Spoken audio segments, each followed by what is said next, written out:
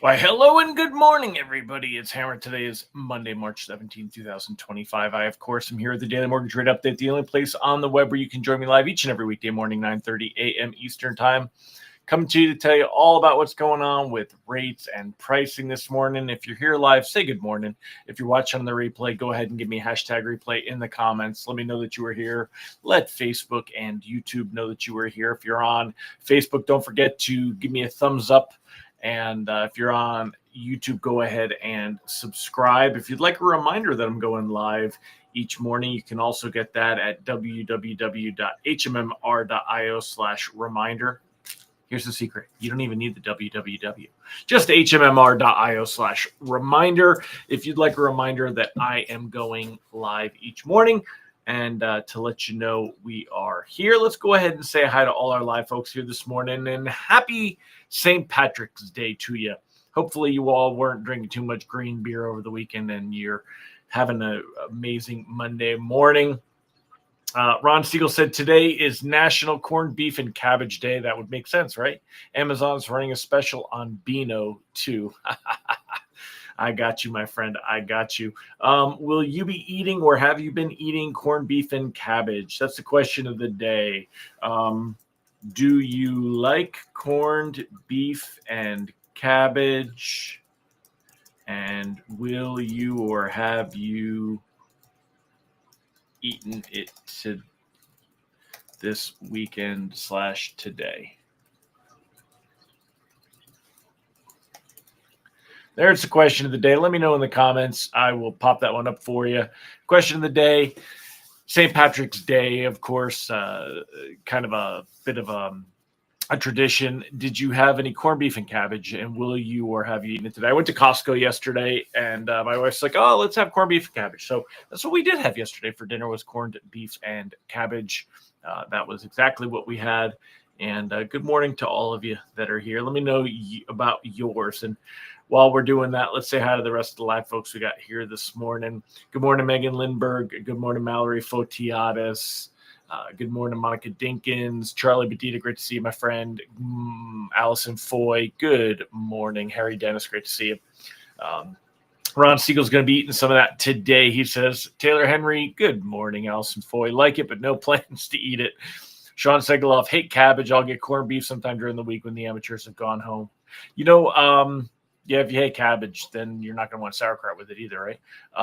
Bill Schwegler, good morning, sir. Great to have all of you here. How y'all doing this Monday? Did you guys have a nice weekend? Let me know in the comments. How was your weekend? Curious about that as well. I just came back from Greenville. Saw the Blake Shelton concert Thursday night. It was a hell of a concert. Great concert. Trace Adkins, Dina Carter, and was it Greg Morgan? Who sings that International Harvester song? International Harvester song. Oh, Craig Morgan is what I was thinking. So we had a good time. It was a great concert, and then hung out in Greenville for the weekend, which is a fun day. So fun play. So, all right, my friends, let's jump in and get started here. And let's go ahead and get started. I will talk to you all about what's going on this morning. Mallory said, not a fan, but the husband is the one who asks for it. You'll be making patty melts. Patty melts aren't bad. Brandy Brickler, good morning. Brandy, question of the day. Happy St. Patrick's Day. Do you like corned beef and cabbage? Will you be eating any of that? So, all right, let's take a look this morning. Mortgage-backed securities are currently up 3 or 4 basis points on the day. Nothing to get too excited about. They were actually up in overnight trading. Let me zoom in over here and see if it'll. Nope, I got to refresh it. So let me zoom in. I'll show you what was going on here. We were up a little bit in overnight trading, and then we lost ground, a little bit of a pickup with the retail sales data. Weak retail sales data this morning, showing that the economy a little bit weaker than expected. U.S. retail sales rise by less than forecast.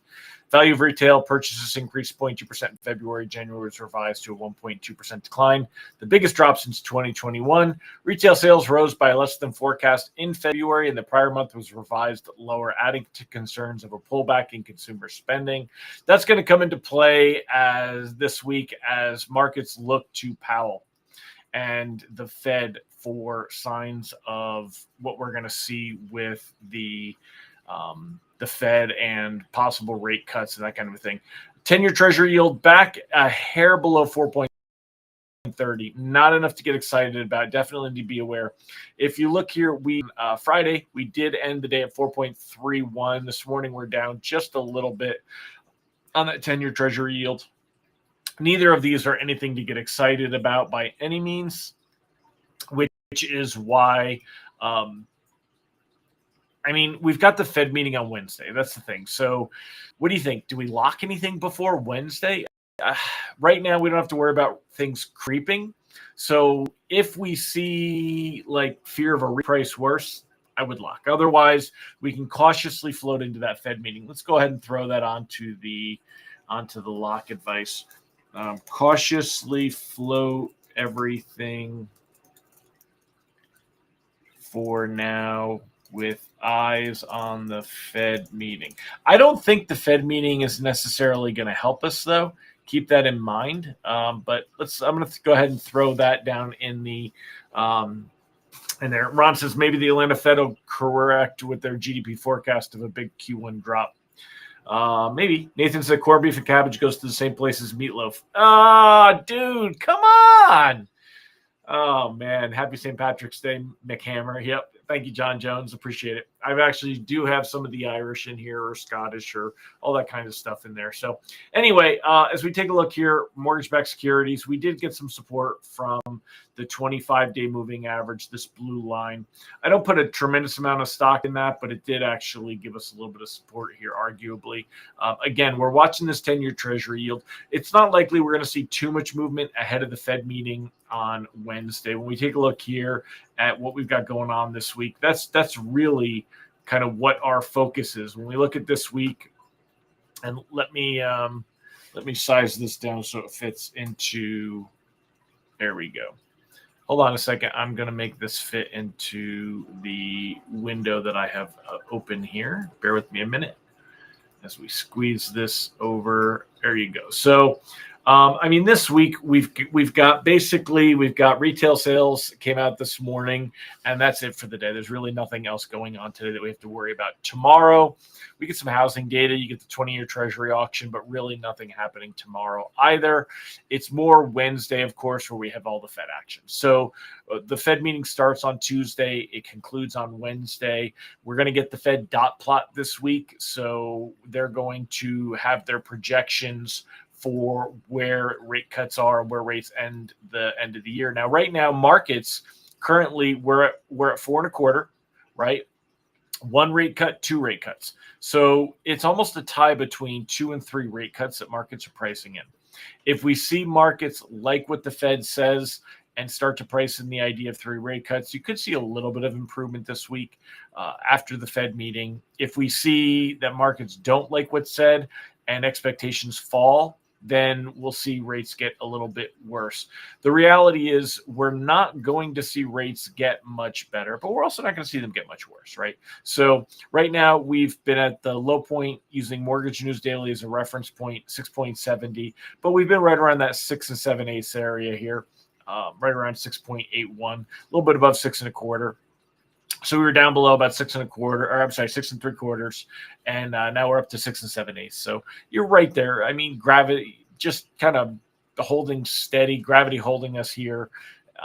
Really not much to improve on. Have to get some really good signs from the Fed in order to see bonds improve. And I don't know that we're going to see those signs. We would need to see signs that the Fed is willing to cut rates, that they're concerned about the economy, that they're concerned about unemployment. So far, it's been a bit of a market overreaction to that data. And I don't think the Fed is going to signal that they are upset about that stuff and that they are concerned about it. Markets looking specifically, Fed Chair Jerome Powell must perform yet another juggling act this week with the U.S. Central Bank set to leave interest rates unchanged. So that of course, everyone does agree with that. It's almost 0% chance that the Fed will cut rates at this meeting. There's no reason, and they're not going to raise rates at this point either, of course. So nothing that we're going to see there, nothing to get excited about. But when you take a look here, kind of The Fed is in a wait and see mode. Investors want reassurance it will act if needed, but I don't know that the Fed is going to give them that. Jerome Powell faces a tricky task this week of both assuring investors the economy remains on solid footing while also conveying policymakers stand ready to step in if necessary. Even as the Federal Reserve Chair has touted U.S. resilience, uneasiness sparked by President Donald Trump's rapidly escalating trade war. I love when they trade war. Like there's this huge, come on. What an overhyped, whatever, has sent stocks tumbling over the past month. Bond yields are down too as consumer sentiment, as worries about the economy mount. Powell needs to give some sort of a signal they're watching it, said somebody of somewhere. While the Fed chief will likely make it clear that officials don't target the stock market, they can't ignore the recent slide. I don't know. Powell spoke right before the Fed blackout period and did not seem all that concerned about giving markets what they were looking for and warming things up. I don't know. We'll see. So with the current forecast, when we look at the dot plot, right, the current dot plot shows right now expectations of this would put us at between 4 and 4.25. So this is only one Fed rate cut, right, that we would see here because we're currently 4.25. Oh, I'm sorry. This is 4 to 4.25. So this put us at 3 3/4. So this is 2 Fed cuts is the overwhelming expectation right now. If it stays the same, then probably not a big reaction. If it were to go lower, that the Fed thinks that they're going to need to cut rates further this year, and that shows up more in the forecast, then you might see a positive reaction in bonds. I don't think we're going to get that, though. I don't think the Fed is going to really make much in the way of changes right now. So traders get relief as retail sales don't collapse. We already talked about retail sales. They were up, but just not as strong as how that goes. So good morning, Mark Clark, Julie Lawrence, Thomas Sloan. Great to see all of you. Again, so this week, the big day, of course, is Wednesday. Do we want to float? Yeah, float for now. We want to keep an eye on everything and at least keep our options open. Let's see, what that gives us an opportunity to do here when we look at the different things going on. Right now, there's, mortgage-backed securities are basically treading water, and that's probably what we'll see more of. If we do see them tank and reprices worse become likely today, then you want to lock anything closing near term and maybe anything risk averse. Because right now it's March 17th. We've got 2 weeks before we get to that labor market data, and we'd really have to see weak labor market data at the beginning of April in order to see bonds take off from here. So it's not very likely. As far as rate sheets go, you're going to see some consistency. It should be, again, we're going to see fireworks on Wednesday when the Fed comes out with all their stuff. But before that, there's not much to get too excited about as long as they're kind of holding solid. And again, right now you're down 1 basis point. If you see this start to drop, if you see mortgage-backed securities fall closer to that 200-day moving average, which is 101.08, right now we're at 101.28. If we lose 10, 15 basis points, that puts us in position to reprice worse, and you want to lock in some loans. But we've been advising to lock the last couple of days as we've seen things, kind of creeping lower. Now that we're within eye shot of the Fed meeting, go ahead and cautiously float and see where things go. And that's kind of it. All right, my friends, I'm going to wrap it up. I hope you all have a fantastic day and a fantastic Monday, and that it's a fantastic week. I will catch y'all later, and we'll see what tomorrow brings. Take care, everybody. Bye-bye.